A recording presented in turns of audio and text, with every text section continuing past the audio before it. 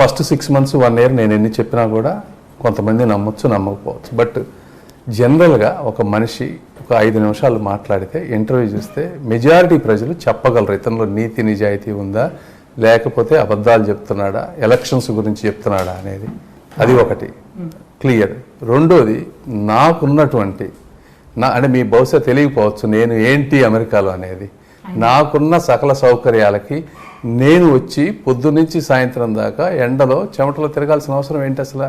దేని గురించి వస్తాం మేము అంటే ఏదో ఒక బలమైన ఆశయం ఉంటే వస్తాం తప్పించి ఏదో ఎంపీ పదవి అనేది ఏముంది. ఎంపీ పదవి కావాలంటే ప్రజల్లో తిరగాల్సిన అవసరం ఏముంది? రాజ్యసభ కూడా తీసుకోవచ్చు కావాలనుకుంటే నేను, అంతే కదా.